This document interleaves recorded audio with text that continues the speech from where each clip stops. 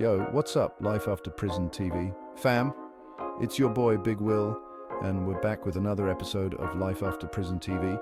And for this video, we're looking at the recent arrest of Sean P.Diddy Combs by the federal government. But before we dive deep into the wild world Sean P.Diddy Combs' life, please hit the like and subscribe buttons. It's free and it helps myself and the channel on YouTube's algorithms. Thank you. This ain't no diss track, but trust me, the story's got more twists and turns than a Biggie verse. We're talking about a man who went from intern to icon, building an empire on beats and rhymes. But hold up, this ain't no fairy tale, lawsuits, indictments, raids. Diddy's world is full of drama. We're gonna break down Diddy's journey from the streets of Harlem to the heights of hip-hop royalty. This is the rise and fall of P. Diddy, and believe me, you don't want to miss a single beat. Stay tuned because things are about to get real. Before the mansions and the millions, Puff Daddy was just Sean Combs, a kid from Harlem with a hustle and a dream. Born in '69, he learned the art of survival early on. Tragedy struck when his father, Melvin, was gunned down when Puff was just 2 years old. This loss fueled a fire in young Sean, a determination to escape the streets and make a name for himself. He hit Howard University, but the streets called him back. Dropping out to chase his music dreams, he landed an internship at Uptown Records. Puff was hungry, putting in long hours, learning the ropes and making connections. He rose through the ranks, becoming a talent director known for his keen eye and even keener business sense. He signed artists like Jodeci and Mary J. Blige, shaping the sound of 90s R&B. He had a vision, a sound, a movement brewing in his mind. Little did the world know this Harlem kid was about to change the game forever. In 1993, Sean Combs did the unthinkable. He launched his own label, Bad Boy Records, and hip-hop would never be the same. He signed a young rapper from Brooklyn named the Notorious Big, and the rest, as they say, is history. Biggie's gritty rhymes, combined with Diddy's ear for hits and his flamboyant style, ignited a cultural phenomenon. Bad Boy became synonymous with a new era of hip-hop, one that embraced extravagance, street swagger, and undeniable beats. From Biggie to Maze, Faith Evans to Craig Mack, Diddy cultivated a roster of superstars. He wasn't just a label head, he was a hitmaker, a producer, a hype man, the ultimate showman. He pushed boundaries, blurring the lines between music, fashion, and lifestyle. He built an empire, expanding into clothing lines, restaurants, and even a vodka brand. Sean Combs, the kid from Harlem, had become P. Diddy, a global icon. But behind the champagne toasts and platinum plaques, a storm was brewing. Stay tuned as we delve into the shadows of Diddy's empire and the legal battles that threatened to tarnish his legacy. As Diddy's star rose higher, so did the scrutiny. His lavish lifestyle, his business dealings, even his music, attracted controversy. Lawsuits began to pile up, allegations of unpaid royalties, shady business practices, and even violence. The whispers grew louder, questioning the methods behind his success. One of the most high-profile cases involved the tragic death of Tupac Shakur. Diddy and Biggie were dragged into the East Coast-West Coast rivalry, with accusations flying back and forth. Although never charged, the shadow of that feud followed Bad Boy for years. Then came the club brawl, where shots were fired and Bad Boy rapper Shine took a 10-year prison sentence, taking the blame for his boss P. Diddy. A night out turned violent, with Diddy facing assault charges. He was acquitted, but the incident further fueled the narrative of a mogul with a volatile temper.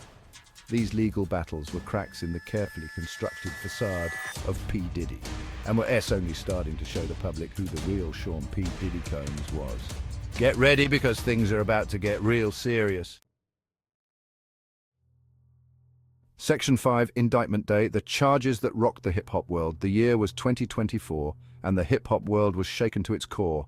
Sean P. Diddy Combs, the man who seemingly had it all, was indicted on 3 federal counts. The charges are extremely serious: racketeering, sex trafficking by force and transportation, and conspiracy, which could ultimately cause Puffy the rest of his life behind bars in a federal penitentiary. The feds were alleging a pattern of criminal activity, accusing Diddy of using Bad Boy Records, his fame and wealth, as a way to hide from his illegal activities for years.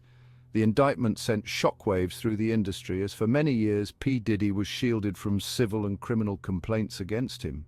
This isn't just another lawsuit. This is the federal government coming after one of hip-hop's biggest names. The charges carried the potential for decades in prison, threatening to dismantle everything Diddy had built. Diddy proclaimed his innocence, vowing to fight the charges and clear his name, even as videos have surfaced of ex-girlfriend and music singer and bad boy artist Cassie being beat in a hotel lobby. But the evidence keeps mounting, and the feds are confident in their case. This was a battle for his freedom, his legacy, and the future of Bad Boy Records. Section 6, $50 million bail. Properties in Combs' mother's name, along with the agreement to wear a GPS monitoring ankle bracelet. Denied. The feds aren't playing. With the weight of the federal government on his shoulders, Diddy's legal team scrambled to secure his release on bail. They offered a staggering $50 million, a testament to his wealth and influence, but the judge, citing the severity of the charges and the potential flight risk, denied the request. The feds aren't playing around. They see Diddy as a flight risk, a man with the means and the motive to disappear, and apparently so does the judge. They argued that his international connections and vast fortune made him a danger to flee the country if released. This was a major blow to Diddy's defense. It means he will be fighting the charges from behind bars, a significant disadvantage in any legal battle. The denial of bail sends a clear message. The government is coming for him, and they aren't backing down. Section 7. Raid alert.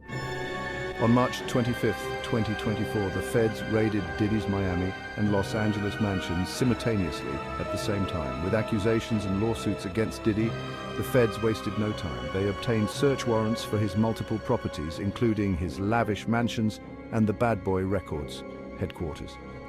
Teams of agents descended upon the locations, armed with battering rams and a determination to uncover the truth. News of the raids spread like wildfire, with helicopters circling overhead, capturing every moment for the hungry eyes of the media. The world watched in disbelief as one of hip-hop's most untouchable figures found himself at the center of a full-blown federal investigation. The raids were extensive, with agents spending hours combing through every inch of Diddy's lavish lifestyle. They seized computers, documents, videos, and other items, searching for any evidence to support their case. Section 8, baby oil, lube, and illegal weapons. The shocking discoveries. As the feds meticulously searched Diddy's properties, they uncovered a treasure trove of unexpected and incriminating evidence. Alongside financial records and business documents, they found over 1,000 bottles of baby oil and lube, along with several AR-style weapons with defaced serial numbers. Although very excessive, the baby oil and lube are not illegal, but the defaced weapons are. Along with the illegal weapons, he also had some legal weapons seized, along with hundreds of videotapes of who we can only assume to be many powerful and prominent figures who attended these so-called freak-offs p.Diddy hosted, and only time will tell if any of those names will be released or associated with this case. The discovery raised eyebrows and fueled speculation. Was this evidence of some bizarre fetish, or was it something more sinister, hinting at potential involvement in illicit activities? But the surprises didn't end there. In all, agents discovered a cache of illegal and legal firearms, handguns, rifles, even a few automatic weapons, and stored illegally. This discovery added another layer to the investigation, painting a picture of a man living a double life. The baby oil and lube, coupled with the illegal weapons, cast a dark shadow over Diddy's carefully curated image. Section 9. From music icon to legal battleground, Diddy's uncertain future.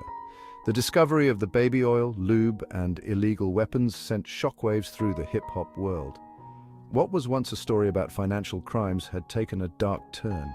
The public was left reeling, struggling to reconcile the image of the charismatic music mogul with the allegations of hidden rooms, illicit activities, and extreme violence. Diddy's legal team immediately went into damage control, downplaying the significance of the discoveries. They argued that the baby oil and lube were for personal use, while the weapons belonged to a family member and Diddy had no knowledge of their existence. But the damage was done. The prosecution seized on the discoveries, portraying Diddy as a dangerous individual living a double life. The case is far from over, but one thing is clear: Diddy's future is hanging in the balance as he sits in federal detention hoping to get his bail approved while he awaits trial, and with the federal government having a 98.2% rate for winning cases, rest assured they plan on keep P. Diddy locked away for as long as they can, and I'm sure they also have their eyes set on Combs' massive wealth, his reputation tarnished, his empire at risk and his freedom on the line. I'm sure there are many high elite figures who are also scared that they too may be exposed, as this case is very similar to the Jeffrey Epstein case. The rise of p.Diddy had been meteoric, but his fall from grace was proving to be just as swift and brutal, as he should have learned from the R. Kelly and Epstein cases. Section 10. The legacy of p.Diddy. Will it be defined by music or mayhem? As the legal battle rages on, the world watches, captivated by the unfolding drama. Would Sean P. Diddy Combs be remembered for his music or his alleged crimes? His legacy, once untouchable, is now hanging in the balance. Visionary entrepreneur or fallen mogul, you be the judge. Leave your thoughts and comments below. The trial's outcome would shape public perception. A guilty verdict would cement his fall from grace. An acquittal, although will be questioned, could offer redemption. Regardless, the damage is done.